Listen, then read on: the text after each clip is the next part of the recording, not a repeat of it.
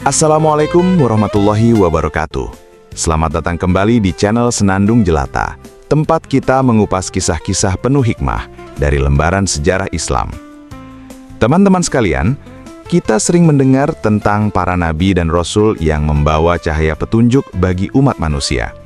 Tapi, tahukah kalian bahwa di setiap zaman di mana cahaya itu bersinar terang, selalu ada bayangan gelap yang mencoba menirunya. Bayangan yang lahir dari kesombongan, kedengkian, dan ambisi duniawi. Hari ini, kita akan menyelami salah satu kisah paling kelam dan paling dramatis di akhir zaman Nabi Muhammad SAW dan di awal masa Khulafaur Rasyidin.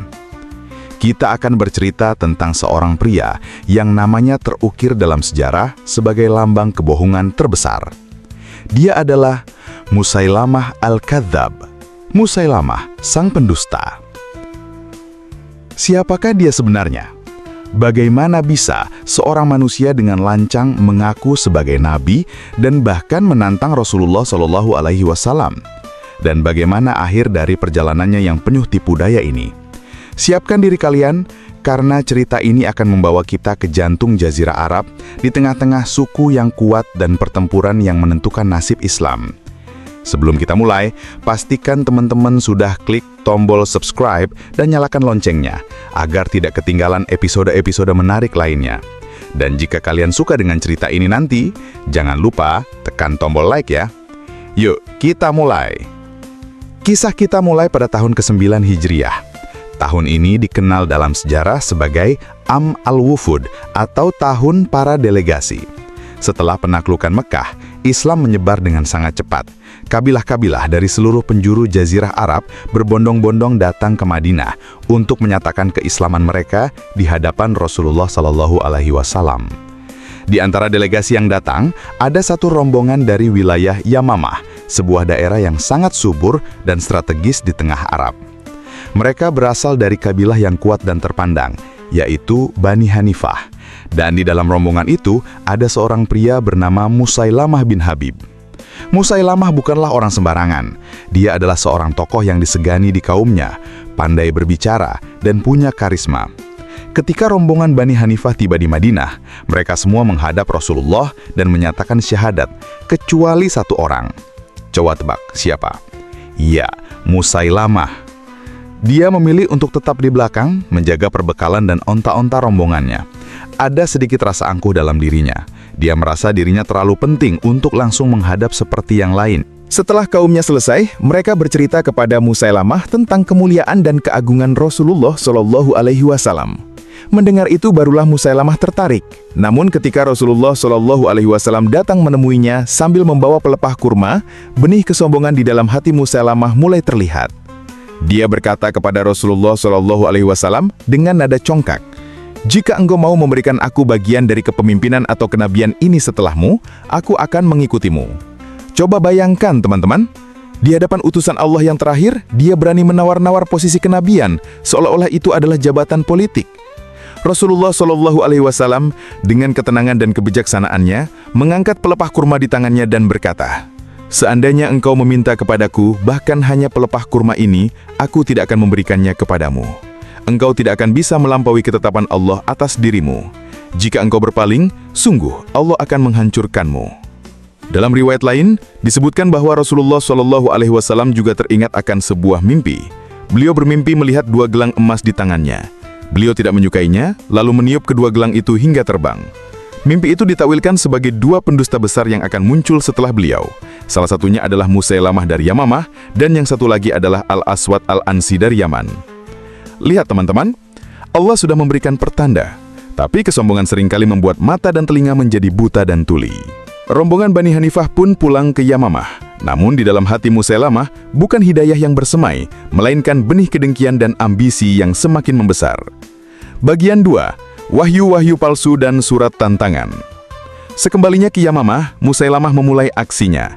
Dia mengumpulkan kaumnya dan dengan berani menyatakan, "Aku juga seorang nabi. Aku diutus bersama Muhammad untuk memimpin kalian." Untuk meyakinkan mereka, Musailamah mulai menciptakan wahyu-wahyu versinya sendiri. Dia mencoba meniru gaya bahasa Al-Quran yang bersajak atau sajik. Tapi tentu saja isinya jauh dari kemuliaan Al-Quran. Wahyu-wahyu palsunya terdengar aneh, konyol, dan seringkali tidak bermakna. Salah satu surat pendeknya yang terkenal berbunyi, Ya Zifda'ah bintal Jifda'in, Naki matunakin, A'laki filma wa asfaluki fitin. Artinya, wahai Katak, putri dari dua Katak, bersuaralah sesukamu, bagian atasmu di air dan bagian bawahmu di lumpur. Aneh bukan? Bandingkan dengan surat terpendek Al-Quran, Al-Kautsar, yang penuh dengan makna agung. Wahyu lainnya yang ia klaim adalah tentang Al-Wabar, sejenis kelinci gunung. Wal-Wabar, wa ma adraka mal-Wabar, lahu udhunani walahu sodr. Artinya, demi Al-Wabar, tahukah kamu apa itu Al-Wabar? Ia punya dua telinga dan satu dada. Ini adalah deskripsi biasa yang semua orang tahu. Tapi anehnya, banyak dari kaumnya, Bani Hanifah, yang percaya. Kenapa? Alasannya adalah asobiyah atau fanatisme kesukuan. Mereka berpikir, seorang nabi dari suku Quraisy, Muhammad SAW, lebih baik atau seorang nabi dari suku kami sendiri, Mudar atau Rabi'ah. Tentu nabi dari suku kami lebih kami cintai. Kekuatan Musailamah semakin besar. Untuk menarik lebih banyak pengikut, dia mulai mempermudah syariat Islam. Dia menghalalkan khamr, minuman keras, dan zina. Dia juga mengurangi jumlah sholat wajib. Ini adalah taktik klasik para penyesat, menawarkan kenikmatan duniawi dengan mengatasnamakan agama. Puncak dari kelancangannya adalah ketika dia berani mengirim surat kepada baginda Rasulullah. Surat itu berbunyi, Min Musailamah Rasulullah ila Muhammad Rasulullah.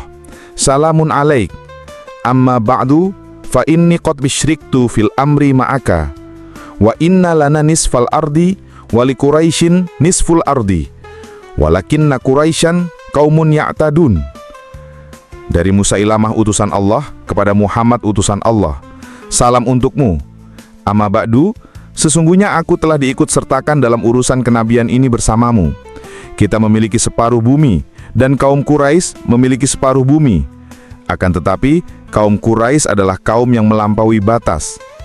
Subhanallah, betapa kurang ajarnya surat ini. Dia membagi bumi seolah-olah miliknya. Bagaimana jawaban dari sang nabi terakhir, cahaya alam semesta? Rasulullah SAW membalasnya dengan surat yang tegas, penuh wibawa, dan menunjukkan siapa pemilik sejati segala sesuatu. Bismillahirrahmanirrahim. Min Muhammad Rasulullah ila Musailamah al-Kadzdzab. Assalamu ala manittaba'al huda. Amma ba'du fa innal ardu lillahi yurithuha may yasha' min ibadih wal aqibatu lil muttaqin. Dengan nama Allah yang Maha Pengasih lagi Maha Penyayang. Dari Muhammad utusan Allah kepada Musailamah sang pendusta. Keselamatan bagi siapa saja yang mengikuti petunjuk. Amma ba'du, sesungguhnya bumi ini adalah milik Allah. Dia mewariskannya kepada siapa yang dia kehendaki dari hamba-hambanya. Dan kesudahan yang baik hanyalah bagi orang-orang yang bertakwa. Allahu Akbar. Jawaban yang singkat, padat, namun menampar telak kesombongan Musailamah. Sejak saat itulah, gelar Al-Kadzdzab, sang pendusta, melekat abadi pada namanya. Bagian 3. Aliansi kegelapan dan wafatnya sang nabi. Fitnah Musailamah tidak berhenti. Dia bahkan beraliansi dengan nabi palsu lainnya, seorang wanita bernama Sajah binti Al-Harith dari suku Bani Takhlib. Sajah juga mengklaim dirinya sebagai nabiyah dan memiliki pengikut. Ketika Sajah dan pasukannya bergerak menuju Yamamah, pengikut Musailamah ketakutan. Musailamah yang ternyata seorang pengecut tidak mau berperang. Dia memilih jalan diplomasi. Dia mengundang Sajah untuk bertemu.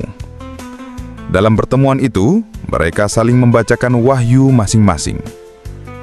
Setelah saling memuji, terjadilah sebuah pernikahan politik antara Musailamah dan Sajah. Dan apa maharnya? Sebuah mahar yang akan membuat kita tercengang. Sajah bertanya, "Apa yang kau wahyukan untuk kami?" Musailamah untuk menyenangkan Sajah dan pengikutnya menyatakan bahwa dia mendapat wahyu untuk menghapuskan 2 waktu sholat. subuh, dan isya. Jadilah pernikahan itu sah di antara mereka dengan mahar berupa penghapusan kewajiban sholat. Inilah aliansi kegelapan yang dibangun di atas kebohongan dan hawa nafsu. Tidak lama setelah peristiwa ini, kabar duka menyelimuti kota Madinah dan seluruh dunia Islam. Rasulullah Muhammad SAW wafat. Wafatnya Nabi menjadi ujian terberat bagi umat Islam. Banyak kabilah yang baru masuk Islam menjadi goyah imannya. Sebagian kembali murtad, sebagian menolak membayar zakat. Dan para nabi palsu seperti Musailamah melihat ini sebagai kesempatan emas. Pengikut Musailamah menjadi yang paling kuat dan paling berbahaya. Kekuasaannya di Yamamah hampir mutlak. Disinilah seorang pemimpin baja muncul untuk menyelamatkan umat. Khalifah pertama, Abu Bakar As-Siddiq radhiyallahu anhu. Meskipun banyak sahabat menyarankan untuk bersikap lunak karena kondisi umat yang sedang rapuh, Abu Bakar menunjukkan ketegasannya yang luar biasa. Beliau berkata, "Demi Allah, jika mereka menolak untuk menyerahkan seekor anak kambing yang biasa mereka serahkan kepada Rasulullah, aku akan memerangi mereka karenanya." Abu Bakar menyiapkan pasukan-pasukan untuk menumpas gerakan kemurtatan ini yang dikenal sebagai Perang Riddah. Dan target utamanya, musuh terbesarnya adalah Musailamah Al-Kazzab.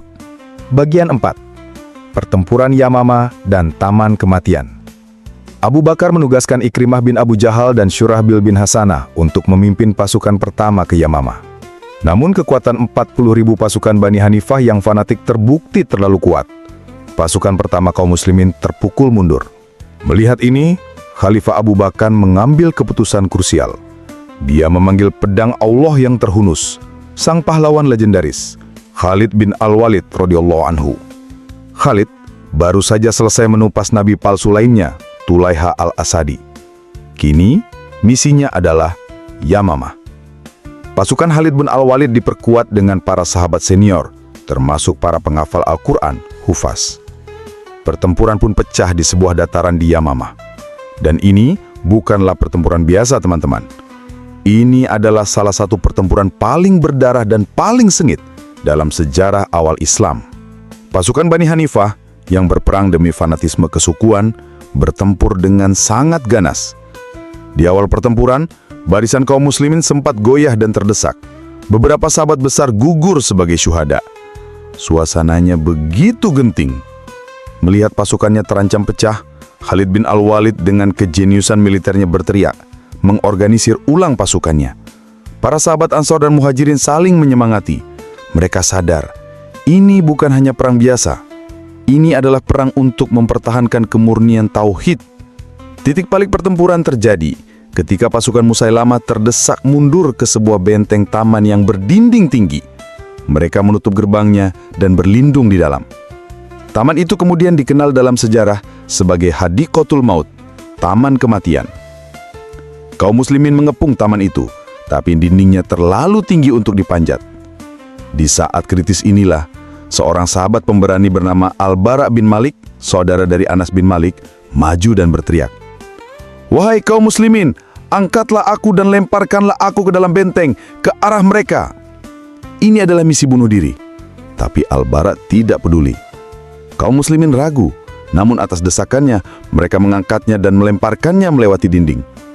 Al-Bara mendarat di tengah-tengah ribuan musuh. Sendirian, dia bertarung dengan gagah berani, membunuh beberapa penjaga, dan dengan sisa tenaganya, dia berhasil membuka gerbang dari dalam. Allahu Akbar! Gerbang pun terbuka. Pasukan muslimin yang dipimpin Khalid bin Al-Walid menyerbu masuk. Pertempuran brutal terjadi di dalam taman yang sempit itu. Darah tumpah di mana-mana. Di tengah kekacauan itu, kaum muslimin mencari satu target utama, Musailamah Al-Kazzab. Dia bersembunyi di balik dinding, dilindungi oleh para pengawal setianya. Dan disinilah takdir bekerja dengan cara yang paling menakjubkan. Ada seorang sahabat bernama Wahsy bin Harb, Kalian ingat Wahsy? Dia adalah orang yang sama yang di masa jahiliyahnya membunuh paman Nabi Hamzah bin Abdul Muttalib dalam perang Uhud dengan tombaknya. Setelah masuk Islam, Wahsy selalu merasa bersalah dan ingin menebus dosanya. Wahsy melihat Musailamah dari kejauhan. Di saat yang bersamaan, seorang sahabat Ansor bernama Abu Dujana juga menyerbu ke arah sang nabi palsu. Wahsy melemparkan tombak kesayangannya, tombak yang sama yang pernah merenggut nyawa singa Allah, Hamzah. Tombak itu tepat mengenai Musailamah. Di saat yang hampir bersamaan, Abu Dujana menebaskan pedangnya. Sang pendusta besar itu pun tumbang, tewas mengenaskan. Dengan tewasnya pemimpin mereka, semangat pasukan Bani Hanifah runtuh seketika. Mereka menyerah. Pertempuran Yamamah pun berakhir dengan kemenangan kaum muslimin, namun dengan harga yang sangat mahal. Ribuan pasukan Musailamah tewas, dan di pihak muslimin, sekitar 1.200 syuhada gugur. Di antaranya terdapat lebih dari 70 orang penghafal Al-Quran. Wahsy bin Harb kemudian berkata, "Dulu dengan tombak ini aku membunuh manusia terbaik, Hamzah. Dan hari ini dengan tombak yang sama, aku membunuh manusia terburuk, Musailamah Al-Kadzdzab." Gugurnya banyak penghafal Quran di perang Yamamah inilah yang kemudian mendorong Umar bin Khattab untuk mendesak Abu Bakar agar segera mengumpulkan Al-Quran dalam satu mushaf. Sebuah hikmah besar di balik tragedi yang dahsyat. Teman-teman sekalian, kisah Musailamah Al-Kadzdzab adalah cermin bagi kita semua. Sebuah pelajaran abadi tentang bahaya kesombongan, fanatisme buta, dan ambisi duniawi yang dibungkus dengan jubah agama. Kisah ini juga menunjukkan kepada kita betapa gigihnya para sahabat dalam mempertahankan kemurnian Islam. Mereka rela mengorbankan nyawa mereka untuk melawan kebatilan agar ajaran yang dibawa oleh Rasulullah SAW tetap terjaga murni hingga sampai kepada kita hari ini. Kebenaran akan selalu menang dan kebatilan pasti akan hancur. Itulah janji Allah. Musailamah mungkin berhasil menipu ribuan orang untuk sementara waktu, tapi sejarah akan selalu mengingatnya sebagai Al-Kadzdzab, sang pendusta. Sementara nama Muhammad Rasulullah SAW akan terus disebut dengan penuh cinta dan kemuliaan hingga akhir zaman. Semoga kita bisa mengambil pelajaran dari kisah ini. Terima kasih banyak sudah menyimak sampai akhir. Apa hikmah terbesar yang kalian dapatkan dari cerita ini? Tulis di kolom komentar ya, saya senang sekali membaca pendapat kalian. Jangan lupa, dukung terus channel ini dengan menekan tombol like, share ke teman-teman kalian, dan tentu saja subscribe, agar kita terus bisa belajar bersama. Sampai jumpa di episode selanjutnya, tetaplah menjadi pribadi yang haus akan ilmu dan kebenaran. Wassalamualaikum warahmatullahi wabarakatuh.